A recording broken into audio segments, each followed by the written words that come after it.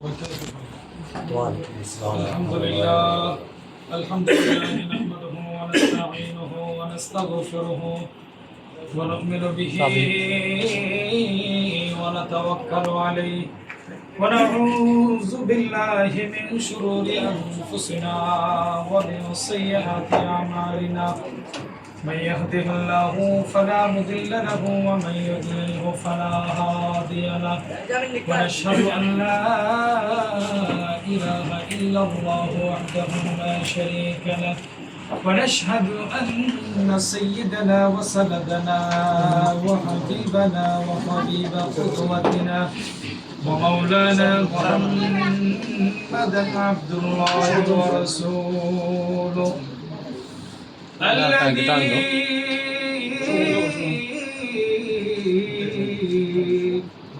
أرسله بالحق بشيرا ونذيرا وداعيا إلى الله بإذنه وسراجا منيرا فقد قال الله تبارك وتعالى عز وجل في شان حبيبه ومحبوبه مخبرا وآمرا أعوذ بالله من الشيطان الرجيم بسم الله الرحمن الرحيم إن الله وملائكته يصلون على النبي يا أيها الذين آمنوا صلوا عليه وسلموا تسليما صلى الله على سيدنا محمد وآله وأصحابه صلى الله على سيدنا محمد وآله وصحبه وسلم اللهم صل على سيدنا مولانا محمد وعلى آل سيدنا مولانا محمد دو جہانیر بدشن بیجی رحمت للعالمین سرشٹی پورے قرآن ایلو شفیع المذنبین اللہم صلی علی سیدنا مولانا محمد وعلى آل سيدنا مولانا ধন্য ধন্য আমেনা বিবি আরে ধন্য আপনার জিন্দগি আপনার কোলে তশরীফ আনলেন রহমাতাল লিল العالمين اللهم صل على سيدنا مولانا محمد وعلى آل سيدنا مولانا محمد ভুবনের প্রিয় মুহাম্মদ এলোর দুনিয়া সাগর আকাশ বাতাস দেখবি যদিয়া সাগর আকাশ বাতাস দেখবি যদিয়া দেখ আমিনা মায়ের কোলে দোলে শিশু ইসলাম দোলে দেখ আমিনা মায়ের কোলে দোলে শিশু ইসলাম দোলে কচি মুখে শাহাদাতে কচি মুখে শাহাদাতে বাণী শেষ না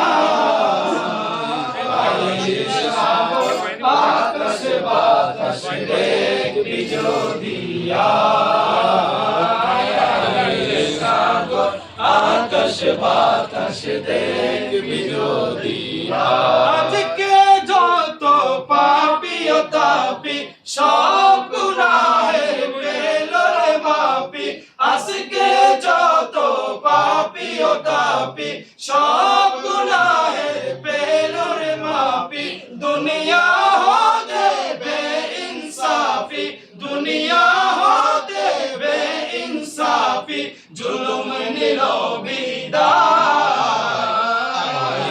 সাগর আকাশ বাতাস দেখবি যদি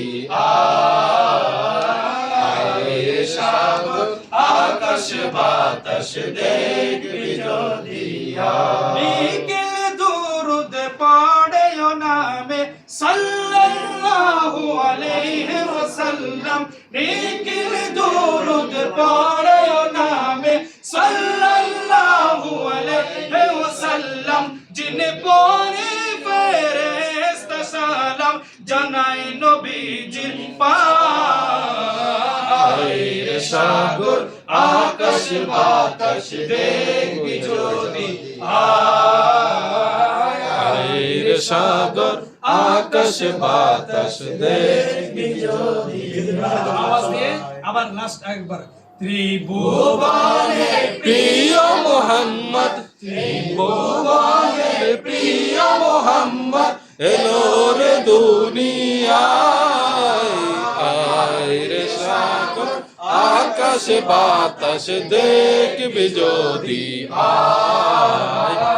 আয় রে সাগর আকাশ বাতাস দেখবি যদি মারহাবা মারহাবা আলহামদুলিল্লাহ আল্লাহর অশেষ মেহেরবানিতে অগণিত অসংখ্য দুরূদ সালাম এবং শুকর সুজুদ মহান রব্বুল আলামিনের দরবারে যিনি আজকে পবিত্র ঈদে মিলাদুন নবী সাল্লাল্লাহু আলাইহি সাল্লাম তথা 12 রবিউল আউয়াল আজকে প্রিয় নবী হুজুর পাক সাল্লাল্লাহু আলাইহি সাল্লামের এই ধরাধামে তাশরীফ আনার এই পবিত্র দিন শুভ দিন মকবুল দিন গুরুত্বপূর্ণ একটি দিন আমাদের হায়াতের ভিতরে রেখেছে সেজন্য আমরা পড়ি আলহামদুলিল্লাহ দরুদ সালাম সেই মানবতার মহান দিশারি মানবতার মুক্তির দূত দো জাহানের বাদশা নবী কামলি ওয়ালা নবী হায়াতুন নবী হুজুর পাক সাল্লাল্লাহু আলাইহি সাল্লাম নূরে মুজাসসাম আহমদ মুস্তাফা মোহাম্মদ মুস্তাফা সাইয়্যিদুল আম্বিয়া নবিয়ুল আম্বিয়া ইমামুল কিবলাতাইন নবিয়ুল হারমাইন ইমামুল আম্বিয়া শাফিউল মুজদামিন আনিসুজ জালিমিন রাহাতুল আশিকিন হুজুর পাক সাল্লাল্লাহু আলাইহি সাল্লামের দরবারে একবার উচ্চ আওয়াজে পড়ি সাল্লাল্লাহু আলাইহি ওয়াসাল্লাম। সম্মানিত হাজিরিন, আজকের এই মাহফিলের সম্মানিত শ্রদ্ধেয় জলসার সভাপতি অতিথি বৃন্দি এবং বিভিন্ন জায়গা থেকে আগত মেহমান বৃন্দ, আজকের এই মাহফিলের প্যান্ডেলে ছোট্ট ছোট্ট শিশুমণিরা যে যেখান থেকে শুনছেন ভিডিও বার্তার মাধ্যমে দেশে এবং বিদেশে যারা এই লাইভ দেখে আমাদের এই আলোচনা শ্রবণ করছেন, প্রত্যেকের প্রতি আমার আন্তরিক সালাম। আসসালামু আলাইকুম ওয়া রাহমাতুল্লাহি ওয়া বারাকাতুহু। সম্মানিত হাজিরিন, আজকে মহিমান্বিত এই দিনের ভিতরে আমরা উপস্থিত হয়েছি রাসূল পাক সাল্লাল্লাহু আলাইহি ওয়াসাল্লামের জীবনী নিয়ে কথা শোনার জন্য নয়, বরং উপস্থিত হয়েছি রাসূল পাক সাল্লাল্লাহু আলাইহি ওয়াসাল্লামের জীবনী থেকে আদর্শ গ্রহণ করার জন্য। আলহামদুলিল্লাহ। রব্বুল আলামিন কোরআনে পাকের ভিতরে বলছেন, বিসমিল্লাহির রহমানির রহিম, কুল ইন কুনতুম তুহিব্বুনাল্লাহা ফাত্তাবিউনি ইউহিব্বুকুমুল্লাহু ওয়া ইয়াগফির লাকুম যুনুবাকুম ওয়াল্লাহু গফুরুর রহিম। সূরাতুল আলে ইমরানের 31 নম্বর আয়াতের ভিতরে আল্লাহ বলছেন, হে নবী আপনি বলে দিন। কাদেরকে বলবো? বলছে আপনার উম্মতদেরকে, গোটা দুনিয়াবাসীদেরকে বলে দিন। কি বলবেন? কুল ইন কুনতুম তুহিব্বুনাল্লাহ, যদি তোমরা আল্লাহকে ভালোবাসো। কুল ইন কুনতুম তুহিব্বুনাল্লাহ, ইউহিব্বুনাল্লাহ মানে আল্লাহকে যদি তোমরা ভালোবাসো, ফাত্তাবিউনি তোমরা অনুসরণ করো, ইউহিব্বুকুমুল্লাহ ফাত্তাবিউনি তোমরা কি করো? অনুসরণ করো। কুল ইন কুনতুম তুহিব্বুনাল্লাহ ফাত্তাবিউনি ইউহিব্বুকুমুল্লাহু ওয়া রাসূলুহু তোমরা কারে অনুসরণ করবা? আল্লাহরে যদি ভালোবাসতে চাও তাহলে রাসূল সাল্লাল্লাহু আলাইহি ওয়াসাল্লামকে কি করো? অনুসরণ করো। অনুসরণ করা আর ভালোবাসা দুটো কি এক জিনিস না আলাদা জিনিস? আলাদা জিনিস। অনুসরণ করা আর ভালোবাসা দুটো কি এক জিনিস না আলাদা জিনিস? আলাদা জিনিস। কিন্তু অনুসরণ করতে হলে ভালোবাসতে হবে। অনুসরণ করার জন্য ভালোবাসা আগে। আগে ভালোবাসবো তারপরে অনুসরণ করব। কিন্তু ভালোবাসা ছাড়া যদি অনুসরণ করা হয় তাহলে সেই অনুসরণটা হলো নিখুঁত অনুসন্ধান নয়, নিখুঁত অনুসরণ নয়, বরঞ্চ এর ভিতরে একটা ফেরকা থাকে। যেমন ধরুন, যিনি পকেট মারেন তিনি পথচারীকে অনুসরণ করেন। যিনি কি করেন? পকেট মারেন, তিনি পথচারী যিনি যাচ্ছেন পথ দিয়ে তাকে অনুসরণ করে, তার পকেট থেকে মানিব্যাগটা মোবাইলটা চুরি করবে নেওয়ার জন্য। তাহলে পকেট মার কি ওই ব্যক্তিকে অনুসরণ করছে ভালোবেসে নাকি মত খারাপ কোনো উদ্দেশ্য নিয়ে? খারাপ কোনো উদ্দেশ্য নিয়ে তিনি তাকে অনুসরণ করতে লাগলেন, পিছে পিছে পিছে পিছে পর্যন্ত যেতে লাগলেন। যাওয়ার পরে একটা সময় তাকে ঘায়েল করে তার পকেট থেকে টাকা, ধন সম্পদ, তার ব্যাগ থেকে অর্থ সম্পদ, স্বর্ণ অলংকার গুলো কেড়ে নিয়ে। কেন? কারণ এই চোর ওই পথচারীকে ভালোবেসে অনুসরণ করেননি। অনুসরণ করেছেন কি? তার স্বার্থের জন্য। কিসের জন্য? স্বার্থের জন্য। যখন তার স্বার্থ পূরণ হয়ে গেছে সে তখন ওই ব্যক্তি যদিও সামনের দিকে চলতে থাকে কিন্তু পথচারী পিছন থেকে আবার ব্যাক করে তার আপন জায়গায় চলে যায়। কথা ঠিক না বেটি? তার মানে ভালোবেসে অনুসরণ করা এক জিনিস, ভালো না বেসে অনুসরণ করা সেটা আরেক জিনিস। আমরা নবীকে ভালোবেসে অনুসরণ করব নাকি ভালোবাসা ছাড়া অনুসরণ করব? যার দাড়ি আছে সে নবীকে ভালোবেসে দাড়ি রেখেছে নাকি নবীকে ভালো না বেসে দাড়ি রেখেছে? ভালোবেসে দাড়ি রেখেছে। কবি রবীন্দ্রনাথ ঠাকুরের দাড়ি আছে না নাই? লালন ফকিরের দাড়ি আছে না নাই? মাজারের বিভিন্ন বাউল ফাউলদের দাড়ি আছে না নাই? তাদের তো দাড়ি আছে। তারা কি নবীকে অনুসরণ করেছে? অনুসরণ করেন নাই। অনুসরণ করা ছাড়াই তারা কি করেছেন? দাড়ি রেখেছেন। ওই দাড়ি দিয়ে জান্নাতে যাওয়া যাবে। কথা কি বুঝতে পারছেন? সেজন্য আল্লাহ বলেন, কুল ইন কুনতুম তুহিব্বুনাল্লাহ ফাত্তাবিউনি ইউহিব্বুকুমুল্লাহু ওয়া রাসূলা। আপনি যদি বান্দাদেরকে বলে দিন তারা যদি আল্লাহকে ভালোবাসতে চায়, আপনাকে যেন ভালোবেসে আপনাকে অনুসরণ করলে পরে তারা আল্লাহকে পেয়ে যাবে। বলুন সুবহানাল্লাহ। তাহলে আল্লাহরে পাবো কার মাধ্যমে? রাসূলের মাধ্যমে। আল্লাহরে পাবো কার মাধ্যমে? রাসূলের মাধ্যমে। এই কোরআনুল কারীম যে কিতাব, এটা কার উপরে নাজিল হয়েছে?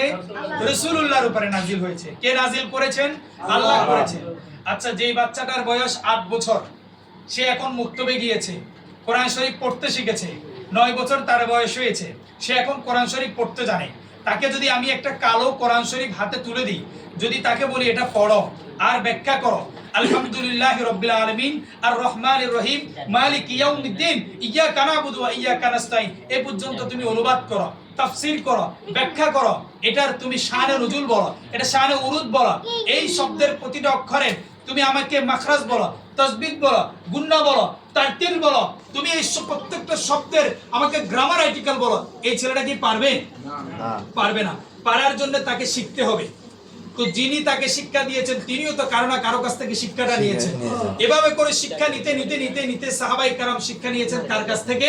হুজুরে পাক সাল্লাল্লাহু আলাইহি ওয়াসাল্লামের কাছ থেকে। আর নবী শিক্ষা নিয়েছেন স্বয়ং আল্লাহর কাছ থেকে। পড়ুন সুবহানাল্লাহ। যিনার শিক্ষক স্বয়ং আল্লাহ, তিনার শিক্ষার ভিতরে কি কোনো ভুল থাকতে পারে? যে কিতাব থেকে শিখেছে সেই কিতাবের ভিতরে কি কোনো ভুল আছে? যালিকাল কিতাবু লা রাইবা ফি হুদাল লিল মুত্তাকিন। যালিকাল কিতাব, এই কিতাবের ভিতরে কোনো ভুল নাই, দেয়ার ইজ নো ডাউট, কোন রকমের কোনো সন্দেহ নাই। হুদাল লিল মুত্তাকিন, এটা মুত্তাকি যে যারা আল্লাহ ও তার রাসূলের উপর বিশ্বাস করেছে, এরকম মুত্তাকি ফরহেজগার বান্দা যারা, তাদের জন্য এই কিতাব হলো পথ প্রদর্শক। ওই কিতাব হলো নূর, ওই নূর তাকে পথ দেখিয়ে দিবে এবং সে পথ মোতাবেক সে জান্নাতে চলে যাবে। বলুন সুবহানাল্লাহ।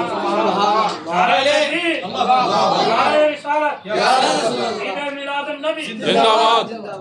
প্রিয় হাজিরিন, রাসূল পাক সাল্লাল্লাহু আলাইহি ওয়াসাল্লামের এই 63 বছর জীবনের ভিতরে কিছু সময় ছিলেন মক্কায়, কিছু সময় ছিলেন মদিনায়।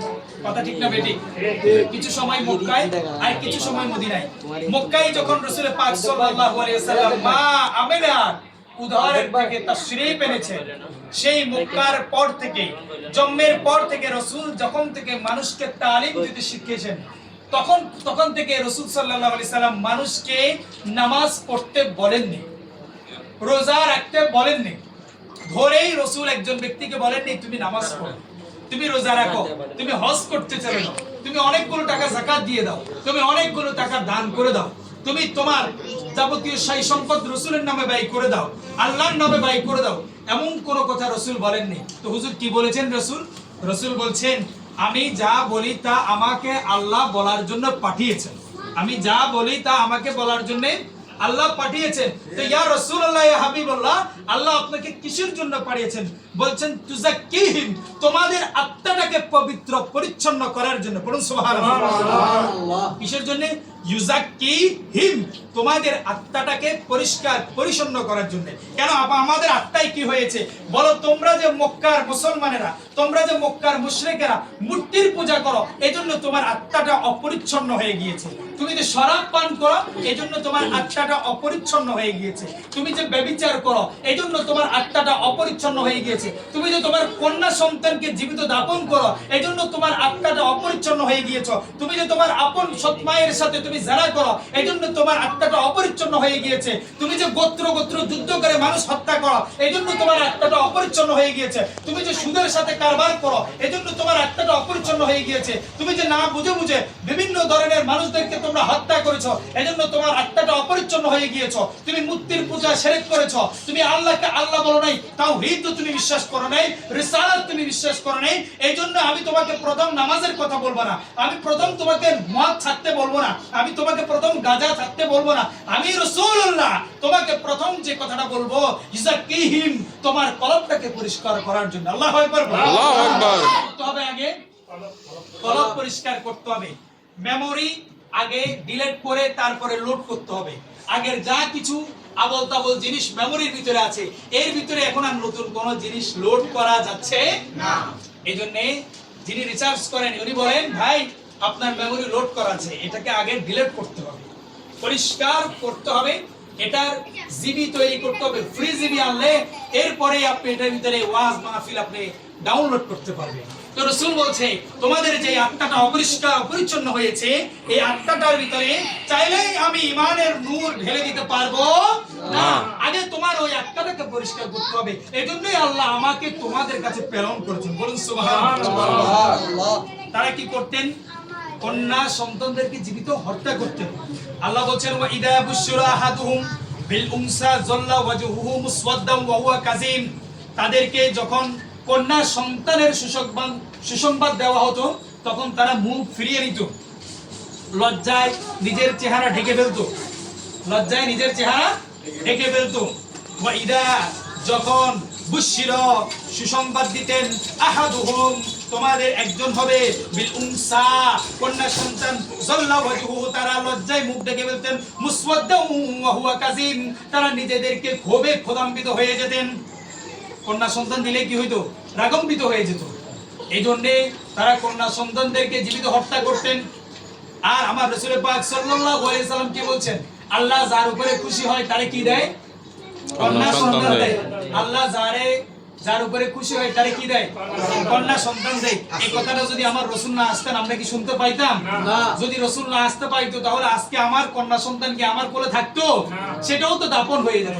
আল্লাহু আকবার বলেন। আল্লাহু আকবার। তাহলে আমার কন্যা সন্তানকে যে আমি আদর করে, স্নেহ করে, লালন করে, পালন করে, কোলে কায়ে তুলে আদর স্নেহ মমতা ভালোবাসা দিয়ে লালন পালন করছি, এই কন্যা সন্তানটাকে বাঁচিয়ে রাখার জন্য আমার কাছে যিনি এসে এই মেসেজটা আল্লাহর তরফ থেকে দিয়েছেন, তিনি কে? মুহাম্মদুর রাসূলুল্লাহ সাল্লাল্লাহু আলাইহি ওয়াসাল্লাম। জীবন আদর্শ, রাসূলের জীবন আদর্শ। সেজন্য তারা তাদের কন্যা সন্তানগুলোকে হত্যা করতেন।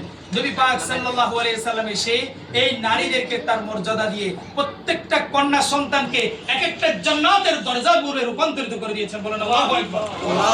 আপনার একটা কন্যা সন্তান হয়েছে, একটা জান্নাত আপনার জন্য ওয়াজিব হয়ে গেছে।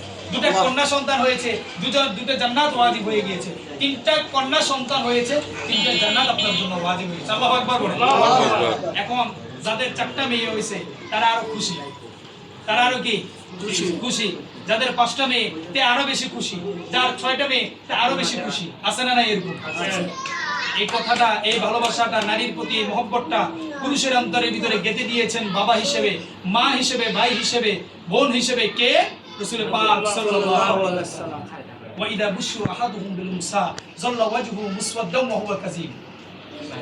যখন তাদেরকে কন্যা সন্তানের সুসংবাদ দিত তখন তারা মুখ ফিরিয়ে নিত, লজ্জায় কলঙ্কিত হয়ে যেতেন, মুখটা কালো হয়ে যেত।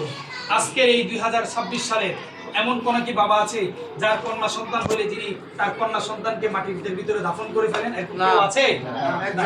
কিন্তু আজ থেকে 1400 বছর আগে আমার নূর নবী মুহাম্মদ মুস্তাফা সাল্লাল্লাহু আলাইহি ওয়াসাল্লাম আসার আগেই এমনটা হয়েছিল।